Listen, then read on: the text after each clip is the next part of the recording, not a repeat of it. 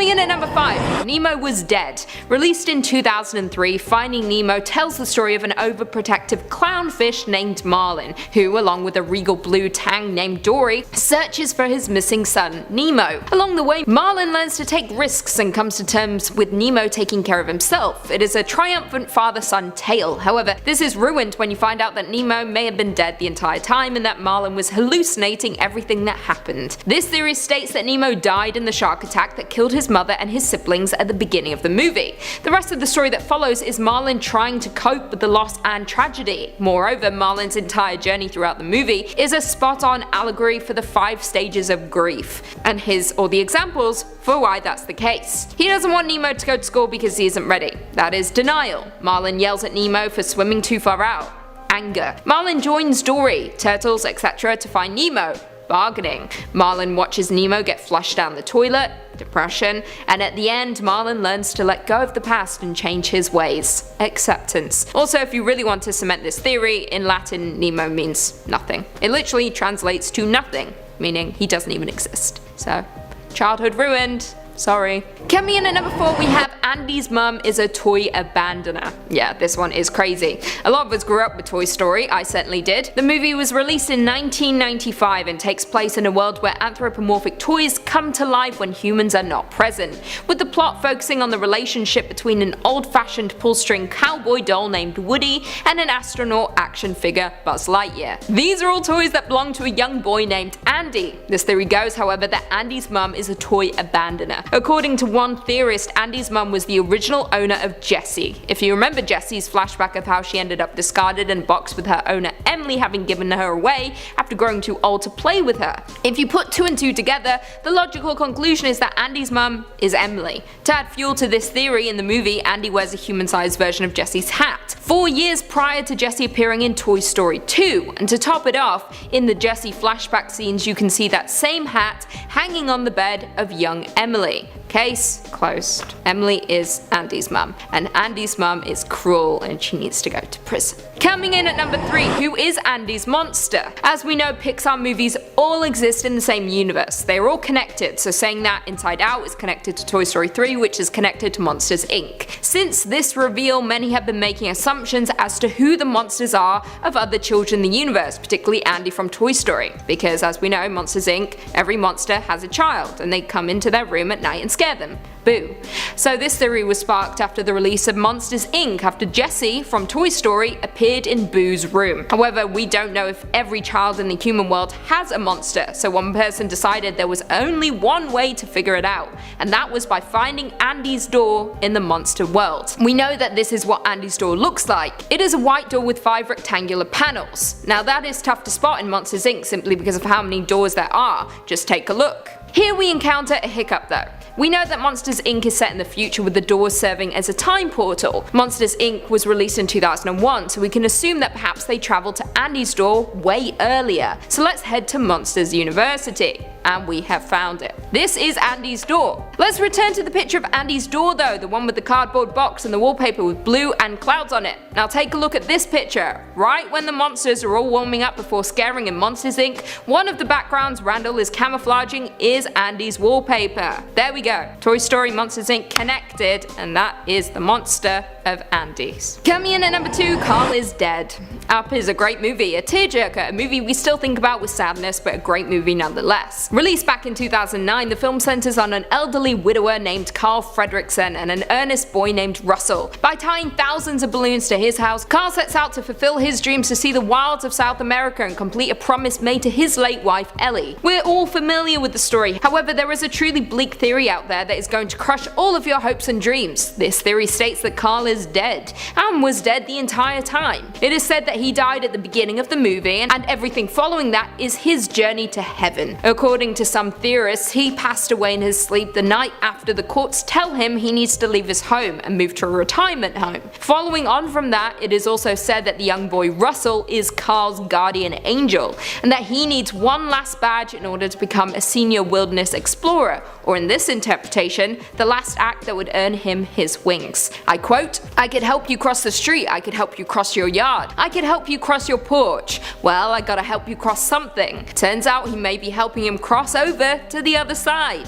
The theory goes on to state, I quote, "Russell's final badge requires him to help a senior citizen. This makes sense. Russell's other badges were preparing him in various ways for the final test, which is to help a senior citizen into the afterlife. Russell's innocence and devotion shows his purity, and the example he sets through that purity helps Carl see the error in his ways of thinking." It also goes on to state that the raising of the house represents Carl's initial transition from the physical world to the spiritual world. Honestly, this theory makes me very sad. And finally, coming in at number 1, Pixar's Cars. Cars is a 2006 comedy produced by Pixar Animation Studios. The movie is set in a world populated entirely by anthropomorphic talking cars and other vehicles, so it may come as a surprise to you that there are a ton of legends and theories about this kids movie. Now, as I said before, the dominant form of life in the world of Cars are sentient automobiles with seemingly no humans in sight. The cars though appear to have grown to human level intelligence, with the ability to produce technology and an organized civilization. Now, while the movie just presents us with the idea that this is simply a world of sentient cars, folks have other theories, and that perhaps this isn't a separate universe but is actually our own tens of thousands of years in the future. And on top of that, perhaps humans aren't gone but instead are very, very different. The main hint here is that the cars still retain small, very human details such as windows, doors, and door handles. If there were no humans, why would the cars need any of these things? Unless, of course, there were beings who would need to open the cars to get inside, beings like us. The theory here is that humans have become the cars, which is also dubbed the homunculus theory, which states that there are actually people inside the cars, and they are the source of the car's personality, intelligence, and everything else. The car itself is just an external body of these human-derived creatures. Some folks believe this human-car hybrid stemmed from a biological calamity or plague that may have potentially occurred in the universe and as a result killed off the vast majority of people and animal life. Perhaps what killed off most of the humans is still a danger to the rest of civilization, with everyone turning to their cars, creating a symbiotic relationship between man and machine. Eventually, specially designed cars were built and human babies were produced in amniotic vats, becoming embedded within an automotive exoskeleton. Aladdin and the Apocalypse. As a kid, Aladdin was always one of my absolute favorites of the Disney oeuvre. There was just something about a young man running around the streets stealing bread trying to survive that I just thought was the coolest way a guy could live. Flash forward 22 years later, and with the rising inflation in grocery stores, I'm a lot closer to living like Aladdin now than I ever have been. But I might still have a long way off if I want to live just like Aladdin, because according to this dark fan theory, Aladdin takes place long after society crumbled. Now, if I asked you where does Aladdin take place, you might say the Middle East, and if you were a real big Aladdin head, you might say Agrabah, the fictional city which you won't find on any map. Maybe because it doesn't exist just yet. Maybe we need to reset society first. This theory goes back to one throwaway line in Aladdin when the genie says that Aladdin's clothes are so 3rd century. It's a pretty good roast between friends, and we know that genie played by Robin Williams likes to get funny with it, but the genie mentions that he'd been trapped inside the lamp for 10,000 years, which means if he recalls the 3rd century accurately, and it's been 10,000 years since then, that would mean Aladdin is taking place in the year 10,300 AD at the earliest. So does that mean society came and went and rebuilt itself? This would explain too why the genie's always making pop culture references like Jack Nicholson or Groucho Marx. Those are ancient classic comedians in the Aladdin timeline. He's bringing them up for a throwback. Now, if anyone is old enough to remember the classic Aladdin game on Genesis 2, actually, this does throw out a few crazy points that do help support this oddball theory. In one of the early levels, we can see a modern stop sign, clear as day, sticking out of the Arabian sands, possibly a remnant of the old world. Another level in a watery environment shows what looks like an undetonated atomic bomb just chilling in a puddle. I gotta be honest, this is actually starting to win me over. So is it possible that Agrabah takes place after the end? Is the magic carpet really just some space-age technology that survived the Great Purge? Or are we just all thinking a bit too much about a movie where a guy makes magic wishes on a lamp? And if you're looking for more wild fan theories, urban legends, cryptids, creepy crawlies, aliens, demons, angels, and oh my, just about everything freaky under the sun, well, Top 5 Scary has you covered and then some. Click through to discover something freaky and stay scared. Number 4, the Cars universe. Cars is one of the weirder Disney properties out there. For some reason, I always had trouble getting into it. I can buy into a world of sentient toys that have a little society, or a world where monsters work 9-to-5 office jobs, or even something as absolutely ridiculous as somebody living in Toronto. But I just have trouble believing in a society of all cars. I don't know why. Maybe it's because I can't imagine what cruel master would populate a world exclusively with cars. It just seems horrendously hurtful to the planet and the environment. And I don't understand why in a world populated exclusively by cars, there's still infrastructure built in to serve humans, like rear view mirrors on the cars, or the fact that there are cars in the car universes that are buses or taxis, implying that they ferry people around. Well, time for another absolute nutter fan theory. Cars takes place in a timeline where humanity lost its place as the domineering force of the planet and was overtaken by a race of sentient cars. Is it nuts? Yeah, but let's dive in here. There's a certain tech CEO right now who is trying very hard to make fully automated self-driving cars a thing. You might know him, he owns Twitter these days. It's in the iffy stages right now, but it is being worked on. Suppose this technology gets perfected and then we find ourselves in a Skynet situation where we've got these self-driving cars who realize they no longer need the humans at all and cast off their shackles, and really all of this is just coming down to the fact that these cars have doors. Why would the cars have doors if there was never people going on inside them? I'm sorry I'm getting so stressed out about this. It's not a perfect theory, I know this. There is a small blockade in it. Cars seem partly organic. They have eyes, they have mouths, and they're shown to eat, and they get sick, and the one car who's a tow truck has rotting teeth, which I guess means that they do decay in some way. They take medication, they take Gasprin. That's really funny, it's a good pun, but why do the cars need any of this? Did the cars start organic? Did they adapt into becoming organic? Have they fused into a dark synthesis with mankind? Is it possible that the cars started to evolve? Look, there's wild fan theories, there's going out there, and then there's just accurately telling you about what is happening in the Cars universe. Everything I've told you so far exists in these movies. The Cars universe has so many questions. Who built their buildings? Who built buildings for the cars to live in? I just want to raise one last point about the Cars universe before I have a full-on meltdown. And that's that there's a Pope car, which would imply that cars on some level have a religion, specifically Catholicism, which implies at some point there was a car Jesus, a possible car Son of God. Does this not bother anybody else? Does this not stress anyone else out? I'm gonna move on to the next point, otherwise we will never talk about another point in this video. Number 3, Up. Was it all a dream? Up is probably the saddest film ever released on the Disney brand. Actually, go up, scratch that. Up is probably one of the saddest films ever released under any brand. Well, maybe it's even sadder than we expected. Get ready. Take a second right now here if you need to go run to the other room and grab a box of tissues thinking about the opening 20 minutes of Up again. Now's a good time for it. I'll wait. I won't do anything.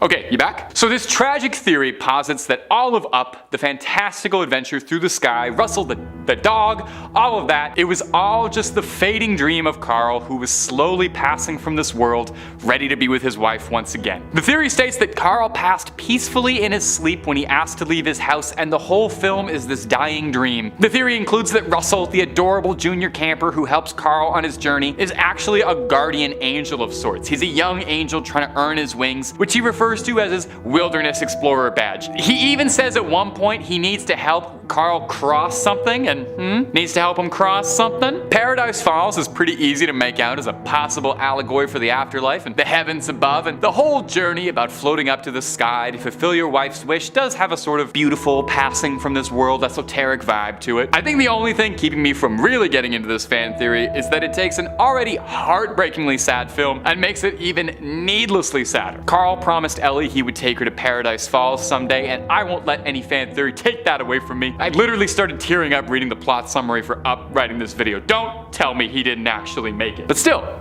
it's fun to think about. It's fun to think about crazy stuff. Number 2, Gaston. Gaston is one of the best villains in all of the Disney movies. I mean, how many other bad guys get a whole song dedicated to their evil glory? Every guy would love to be Gaston, even while taking his lumps. He's everyone's favorite guy. We are all awed and inspired by him. Those were from the song. Well, in between boasts about the girth of Gaston's neck or how especially good he is at expectorating, There's a single line about how Gaston uses antlers in all of his decorating, and then a quick pan backward to Gaston's chalet, where we see, true as his word, is a tavern absolutely filled to bursting with animal heads, taxidermy, and antlers, and on the left side we can see a deer's head and what looks to be a rabbit. Now this theory goes that maybe among Gaston's hunts is one particularly infamous one, Bambi's mom, which would make Gaston the most evil villain in all of Disney history and maybe cinema history. At the beginning of the film, we see a young doe running through the forest in our introduction to villainous Gaston. Is it possible Gaston is a worse villain than any of us could have known, and he's the reason Bambi grew up without a family? Now admittedly, Gaston hunting Bambi's mom for antlers probably wouldn't make too much sense since they,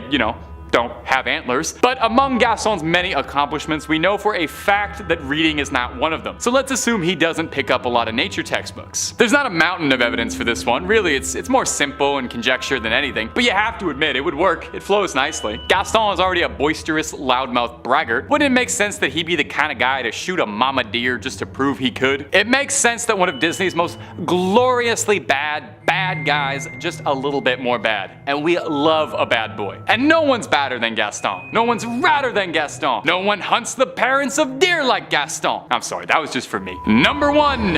What are they eating in WALL-E? WALL-E, everybody's favorite movie about the human race collapsing and destroying the earth outside of Mad Max. Well, we've already had 2 theories about the world collapsing and going post-apocalyptic, so we don't really need to do that sort of thing for WALL-E since that's not a theory. That's what the film is about on a surface level. There's no dark subtext or hidden unintentional theory there, but there might be one up there in the stars. I'm not gonna let that stop me making wild assumptions about children's movies, because there is absolutely some very dark darkness afoot in the world of WALL-E. This one gets incredibly dark. I don't know how much of it I'll even be allowed to say here, but here we go. In WALL-E, all of humanity lives on a spaceship after we have just destroyed the Earth. Adorable little WALL-E hangs behind and he cleans up the mess, and everyone else hangs up in space, and we have our every single need catered to us by these big AI machines while we laze around in floating chairs. Everyone gets big and fat and we all just drink slushies all day long. It's a bit omniscient of where we're most likely headed as a society since we're already like 3/4 of the way there. Now here's where it gets creepy. In the movie, originally the plan was for the human spaceship to take a quick 5-year voyage while WALL-E cleaned everything up on Earth, but Earth was so damaged that it takes WALL-E hundreds of years. If all of humanity is on a spaceship, if they were only stocking and planning for 5 years of provisions, just what, oh what, have they been eating? And just what exactly is inside the smoothies that everyone's drinking? And what happens to people who pass away on the ship? And everything is being run by an omnipotent, uncaring AI whose sole goal is the ultimate survival of the human race at any cost. Now I'm not gonna say anything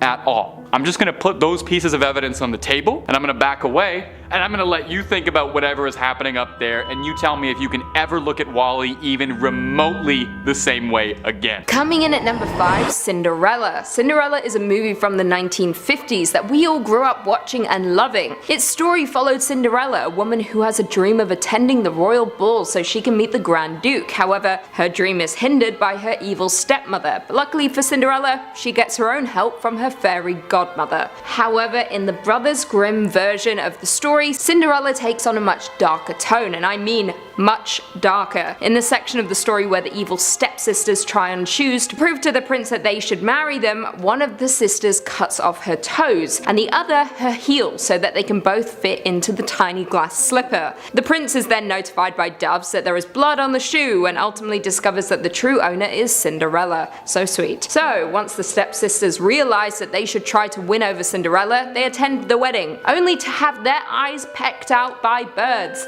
Disturbing, right? Well, it doesn't end there. In the story, Cinderella doesn't have a fairy godmother. Rather, she plants a tree by the grave of her mother and prays under it every single day. She then finds her dresses to wear to each ball under the tree. She is still helped by animals, specifically birds. Also, she doesn't lose her shoe because she is in a rush, but instead the prince covers the step in black tar to make her stick to them, but she only loses the one shoe in the process. The entire thing is screwed up. I know, princes suck. Coming in at number 4, Pinocchio. Yet another Disney classic we all grew up loving and watching, Pinocchio was released in 1940 and followed a marionette who must earn the right to become human by proving his truthfulness, bravery, and unselfishness. A cricket, Jiminy, constantly assists him as his conscience along the way. The movie is based on a story that appeared as a serial in a newspaper called The Adventures of Pinocchio, written in 1881 and 1882 by Carlo Collodi. In the story, Jiminy Cricket appears as the talking cricket in the book and does not play as prominent of a role. He actually first appears in chapter 4. I quote, "At these last words, Pinocchio jumped up in a fury, took a hammer from the bench and threw it with all his strength at the talking cricket. Perhaps he did not think he would strike it, but sad to relate, my dear children, he did hit the cricket straight on the head. With a last weak crick, the poor cricket fell from the wall dead." However, don't fret too much, Pinocchio eventually learned his lesson, or seemed to. While he didn't feel bad about killing the cricket, he did seem to regret not taking the cricket's advice, as he runs into more and more trouble along the way. Pinocchio is constantly tortured in different ways throughout the story, all punishment for bad behavior. Collodi initially ended the story with Pinocchio's death by but because of the outcry from fans, Collodi was forced to continue, so instead he spared his life in exchange for even more gruesome punishments from that point on. I mean, that's what you get for killing Jiminy Cricket. Coming in at number 2, The Little Mermaid. Released in 1989, The Little Mermaid tells the story of Ariel, a young princess who makes a deal with a sea witch, allowing her to meet Eric, the human prince she loves. However, in the original version, by Hans Christian Andersen, things aren't quite as cheery. Though the deal with the sea witch does still occur, the penalty for failure isn't just turning back into a mermaid. Instead, it's death. Isn't it always? Yeah, not so kid friendly now, is it? Every step Ariel takes makes her feel like she's walking on daggers, but she still dances for the prince and soon becomes his companion. However, there is no happily ever after because the prince ends up marrying another girl who he mistakenly believes was the one to save him from the shipwreck. Before the mermaid faces death, her sisters sell their hair to bring her a dagger. If she kills the prince, his dripping blood will cause her feet to become fins again. However, in the end she can't do it, and so she jumps off the ship where the wedding was held and ends up turning into sea foam. Disturbing as hell, I know. Coming in at number 5, ashes. So apparently people who work at Disney have to constantly be on the lookout for people dumping ashes. And yes, I'm talking about actual human remains. Apparently it's not uncommon for people who have passed on to have asked their loved ones to dump their ashes on the grounds at Disneyland. Yeah, that's pretty eerie. A story about someone dumping their relative's ashes while on the Haunted Mansion ride made its way around the internet, and ever since then apparently it's become more of a common thing. The park actually has a particular cleanup crew on standby for when this kind of thing happens. Illegally scattering human ashes is a misdemeanor, but it's kind of an easy thing to cover up, especially if you're on a ride. There was actually one woman who was caught in the act, but when questioned, she said that it was just baby powder and quickly left, basically leaving no way to prosecute her. Coming in at number 3, Candlelight. This one actually comes from our Disney Park conspiracy theory list. If you haven't checked out that list, then make sure you do so after this video. It's really spooky. So this is both a conspiracy theory and an urban legend. It kind of balances on the edge of both. So I had to include it on this list too. So if you go to Disney a lot, then you've probably noticed that on Main Street in the firehouse on the 2nd floor, there's always a light that's turned on. Well, when Walt was alive, he used to sit up there and watch as the families would pass by. He even set up speakers so he could hear what they were saying because he wanted to make sure they were having a good time. This is also a place he liked to go to just relax. So he kind of turned it into his own personal little apartment. Well, once he passed away, it was said that his spirit stayed there. An old employee said that they were cleaning the area and dusting. As they left, they naturally turned the light off. Once outside, they noticed the light was back on. The employee then went back inside to turn the lights off again, but they turned back on once they were outside. And this actually happened a number of times. She swears that the last time she went up to turn the lights off, she heard a voice say, "Don't forget I'm still here." Eventually, they just decided to leave the lights on as a tribute to Walt Disney. Or, you know, that's what they say, but it's probably just for the fact that he won't let them turn them off. Coming in at our number 2 spot, All Connected. Now this urban legend comes from a lot of fan theories. So there was a really popular theory that made its way onto the internet back in 2013, and that was the theory that all Pixar movies exist in the same universe. And this theory really freaked out fans because it's entirely possible, and we've all just been so oblivious to it all of these years. So as we know, Disney loves to kill off the parents. It's just a thing they do. We've accepted it. Except in Moana, they kept both her parents around. But then they did kill off the grandma, so yeah, that's not much better. But anyway. According to this theory, the death of Anna and Elsa's parents actually crosses over with two other hit films, which are The Little Mermaid and Tangled. So basically this theory states that the King and Queen of Arendelle were on their way to Rapunzel and Eugene's wedding when their boat sank. And that sunken ship that's featured in The Little Mermaid is actually the King and Queen of Arendelle ship. Yeah, that's the one. Then in an alternative version of the Frozen theory, Anna and Elsa's parents never sank to the bottom of the ocean. Instead, they actually washed up on shore of a jungle, and the queen later gave birth to a baby boy and built a treehouse before getting eaten by a leopard. Sound familiar? So if this theory is correct, then that means that Tarzan is Anna and Elsa's long-lost brother. But we all know from watching Tarzan that his parents didn't give birth to him on the island, so that theory got corrected real fast. But what makes this even more interesting is that Chris Buck, who is one of the co-directors of Frozen, actually put forth this theory himself. Yeah, that kinda messes with your mind. Maybe it's true. And at number 1, Small World Hanging. Yeah, this one definitely made its way around the internet. So apparently in 1999, a girl and her family visited Disneyland. At the time, this girl was 12 and her sister was 6. They decided to go on the Small World ride, you know, as most children do. Towards the end of the ride, it just stopped out of nowhere and some of the lights suddenly shut off, and then this caused the rear lights to illuminate the ceiling. The animatronic dolls and the moving displays shut off, and then the crew members that were wearing red overalls walked along the boats to help the passengers exit the boats and help them onto the display to get them out of the building through the emergency exits. Outside, there were police and a fire truck waiting. A voice came on over the speakers and said, "Disneyland thanks you for your visit. Please evacuate the attraction in an orderly fashion. Keep looking forward and follow the directions of the staff. Thank you." Now, I don't know about you guys, but if someone tells me to look forward, I'm gonna find that a little suspicious. And I'm kinda gonna glance around a little bit, you know what I'm saying? But in reality, it's probably to keep you from tripping. But I mean, you never know. And it appears this girl's mother is like me and she glanced around. She took some pictures of the crew and close-ups of the dolls. And then she snapped a few more random pictures. I mean, why not? You're on vacation, right? Okay, so as I said, this was back in the 90s, so they had to get the camera roll developed in order to see the pictures. Yeah, no iPhones back then. So once the pictures were developed, they came across this one, which was the last one on the roll. So clearly this looks like someone committed suicide. Someone in red overalls at that. Obviously Disney denies that this is an actual person. They say that it's just one of the dolls. But if that's true, then why did they just all of a sudden shut down the ride, have people evacuate, tell people to look forward,